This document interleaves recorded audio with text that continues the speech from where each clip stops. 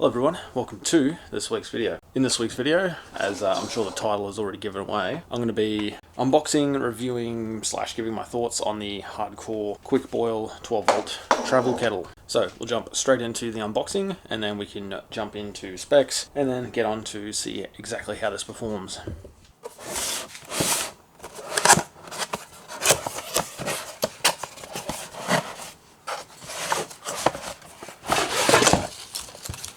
Alright, so pretty straightforward. Got the user manual, the actual kettle, and the wiring for it. Let's get this undone. Comes with a fairly decent length cable, which is nice. Quick look at the manual. Pretty much just like any other Hardkorr product, just like my oven that I actually have. Pretty much the same layout here, just goes over, the product specs, boil times, all that sort of stuff, what to do, what not to do, all that sort of information. Now, damn, that's actually pretty lightweight. So, oh, yep. Alright, so starting with the lid, we've got a seal that runs around the complete circumference of the lid, and I believe, there's also a little hole on the top there. That is where the steam will come out. So looking inside, I'm not sure if my camera will adjust. Actually, a smarter idea would be to pull it that way the light gets in. I don't really know what this looks like on camera, but you may be able to see in there. So we've got stainless steel floor, also got a temperature probe, I'm assuming is what that is, right down at the very bottom there. And obviously we've got the transparent little window so you can see how much it's filled up. So it is plastic on the inside, obviously all the way down to the stainless steel base, but that's no issues really. Most kettles are a combo of plastic and stainless steel, so yeah.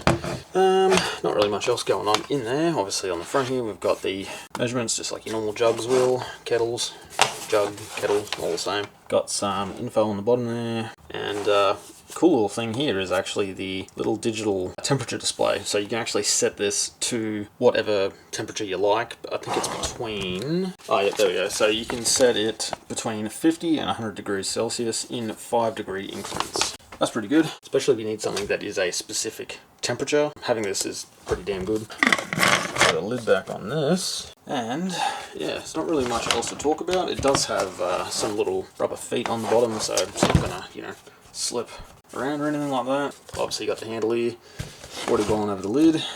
Nice Hardkorr branding there, and pretty nicely sealed pass through here for the wires, and definitely a decent gauge wire as well. And got the little fuse, inline fuse here, which is a 40 amp, and popped a little weatherproof cap back on. And just like a lot of the Hardkorr products that are super high wattage, got an Anderson plug on the end here, and yeah, that's essentially overview of the kettle. So I know a lot of people out there are probably like, why don't you just get a gas stove and a kettle and just boil water that way? Well, I'm trying to go completely gasless. This is actually going to help me accomplish that, as I've already got, well, an oven. Now I've got this fella here that there is going to be pretty much 2/3 of a completely electric setup, which is what I'm aiming for, as I don't particularly like carrying gas bottles with me. But also in conditions that are not ideal, you can have the gas stove actually blow out. So at Genoan Hills, for my Bucks party, I had constant issues of just the wind blowing the damn flame out.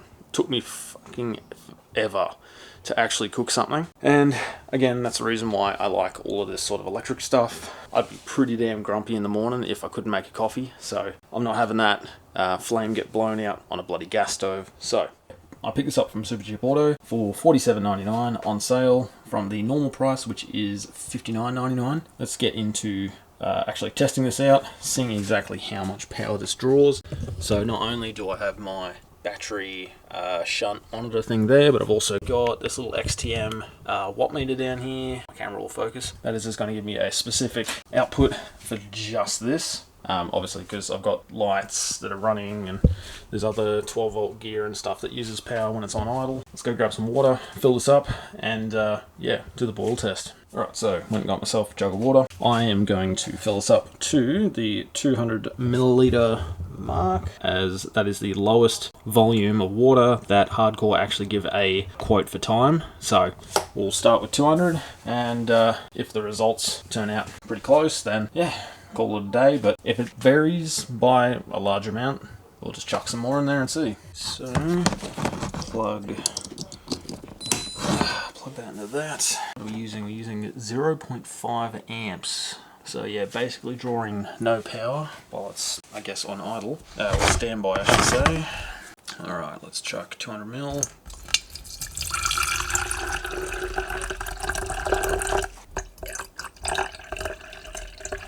That's a tiny bit over 200, but I'll just take a little bit of that out. Alright. So, where does that put us? Oh, it's a tiny bit below now. Boom, that'll do. Definitely screw the lid back on. Do not run this without the lid on. Make sure that is nice and secure. So, first thing you'll be presented with when actually plugging this in is just 3 dashes. That just means, hey, I'm on standby. First things first, selecting your temperature. Press the power button once. You'll be presented with a number, and in my case that is 100, but you can go down in 5-degree increments through the temperatures, but for this I want 100, and once you've gotten your desired temperature you can hit the power button, but for me I'm going to do both. Alright, there we go.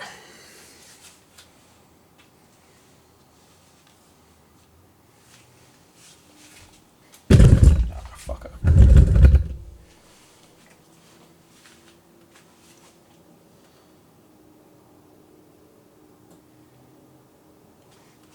So the watt meter is saying 369 watts, 30 amps, and we've dropped to 12.24 volts. So, what does it say? 12.24, my battery monitor is saying the battery itself is actually at 12.9, so not too bad.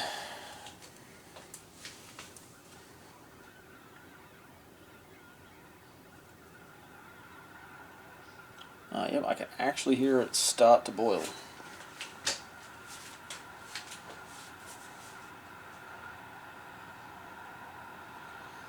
Yep, you can also see a little bit of steam on there too, just above the water line.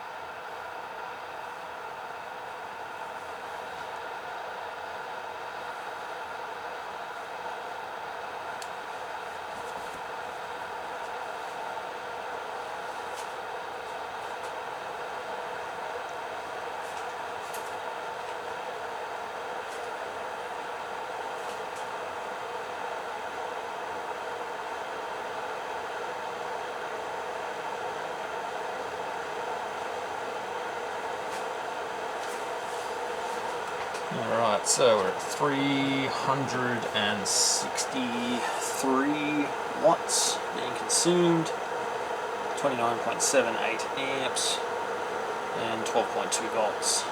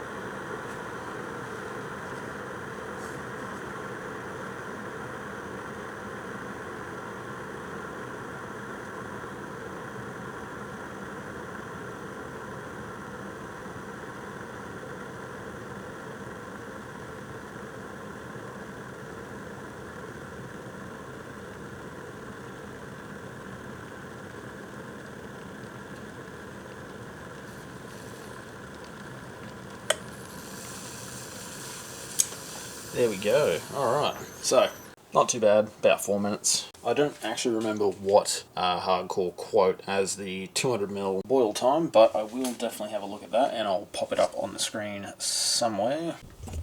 Alright, so this might be a little difficult to see. Apologies for the terrible camera angle, the plug is right there. It looks like we've consumed, so peak 13.3 volts, 373 watts peak, 1.978 amp hours, and 24.1 watt hours. You know, what is that? 2 amp hours for 200 mils. So I guess if that is if that's a linear power consumption, that's not too bad, I guess. So just going off that, I'd have to assume that 400 mils would be 4 amp hours, 600, 6 amp hours, and 800 would be 8 amp hours. If you saw me earlier, I did actually hit the power button as soon as this was done boiling, because this kettle does have a auto reboil feature. If you don't hit that power button, it will continue to boil to maintain that temperature, or whatever temperature it happens to be set at. So that's pretty good, but just something to keep in mind. Do not forget that it's there, because you will probably waste a lot of battery. You shouldn't really have to worry about if you leave it on and you go on for a bit, because it will know that it is getting too hot and there is no water left, and it will just keep switching off as soon as it gets to a temperature. Generally, you'll make your coffee, walk off, you'll have your coffee, come back, maybe have another one, and it'll still be at boiling, which is great. Even if you use too much and it boils off as you're having your first coffee, at least you know that this actually has the protection in it that it will not keep boiling when there is no water left. So I haven't actually been able to use this all that much. My wife has actually had to borrow the Vitara, because her car has an issue that we didn't really know what it was, but now we do. It's a crank angle sensor, so I'll fix that at some point. She's been using my car to go to work every day, so I haven't really had the chance to go out to Glassy or anywhere really. However, about 2 weeks ago, Ben and I did actually go out and do an overnight camp, and in the morning I did use this, and I was pretty bloody impressed with it. I guess we'll roll the footage, and yeah, we'll get on to my final thoughts. It is so past coffee o'clock, I need to get a coffee into me, so kettle in. Go. Alright, water, that might help. Keen to actually use this properly instead of just in the garage, so I'm going to have a few coffees, so I'm going to put that up to about halfway. I don't know, I struggle with the lids. So, I think, where's it there? Got power on to 100, so hit it again, and that is it on.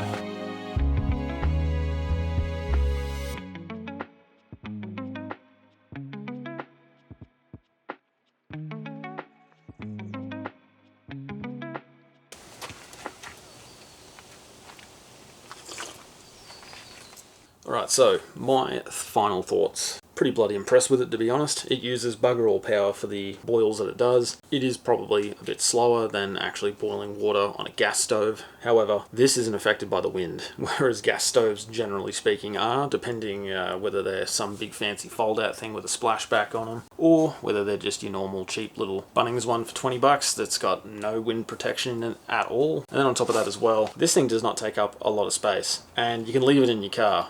I can't say the same for gas bottles. Even the little small ones like the Gasmate bottles, I don't like leaving them in the car whatsoever. I've never really been comfortable leaving anything pressurized in the car, and gas is definitely up there on that list. So having a kettle that doesn't require a gas stove to be in the car, gas bottle to be in the car, for boiling water, just ease of use, plug it straight into the battery, put water in it, set the temperature if you need to change it from 100, and let it boil. A couple minutes later, after you're done grabbing all your little bits and pieces for a coffee, got it ready to go, tick, it's done. For me, it actually lives in my drawers behind me. It goes everywhere my car goes. For me, personally, I think that this thing is actually really, really worth the money. The quality's great, don't get me wrong, it is plastic. The bottom, obviously, as I've shown in the video, is stainless steel. The build quality is still great. It's got a good seal on it. The lid is nice and rugged, heavy duty. It's got a nice little grip on the top there, so you know, if someone does it up a bit tight, well yeah, you got a good chance of getting it undone. For me, and for what I paid for it, the $48 if you round it up, that's a lot of bloody value.